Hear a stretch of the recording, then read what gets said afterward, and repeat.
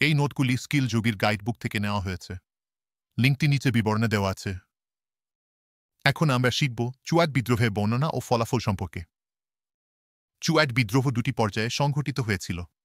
প্রথম পর্যায়ে বিদ্রোহ সংঘটিত হয় ঘাটশিলা ও ধলভূম অঞ্চলে।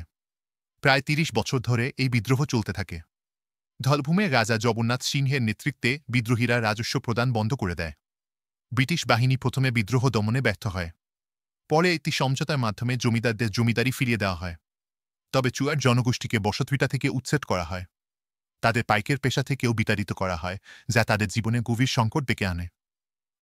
দ্বিতীয় পর্যায়ে বিদ্রোহ শুরু হয় ১৭৯৮ থেকে ১৭৯৯ সালে।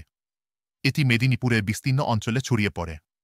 বাঁকুড়ার রায়পুরের জমিদার দুর্জন সিংহের নেতৃত্বে বিদ্রোহীরা সরকারি দপ্তরে আক্রমণ চালায়। তারা ব্রিটিশ শাসনের বিরুদ্ধে লুটপাট চালিয়ে প্রতিরোধ গড়ে তোলে।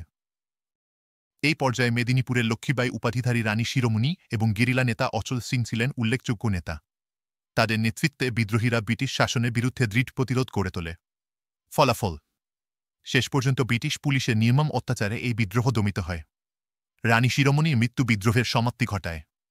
চুয়াট বিদ্রোহ ছিল ব্রিটিশ শাসনের শোষণমূলক নীতির বিরুদ্ধে উপজাতি সম্প্রদায়ের একটি ঐতিহাসিক প্রতিরোধ। আশা করি তোমরা এই বিষয়টি ভালোভাবে বুঝতে পেরেছ। এরকম সহজ নোটসের জন্য স্কিল যোগীর গাইডবুক কিনে ফেলো। এই গাইডবুকটি ডাউনলোডযোগ্য পিডিএফ এবং প্রিন্টেড বইয়ের ফরম্যাটে পাওয়া যাচ্ছে, ক্যাশ অন ডেলিভারি অপশন সহ। লিঙ্কটি নিচে বিবরণে দেওয়া আছে। স্কিল যোগী মেম্বারশিপ নিয়ে আমাদের ওয়েবসাইটে সমস্ত কন্টেন্ট এবং হোয়াটসঅ্যাপে ডাউট ক্লিয়ারিং সাপোর্ট পেতে পারেন। তাহলে আজই স্কিল যোগী ভিজিট করুন।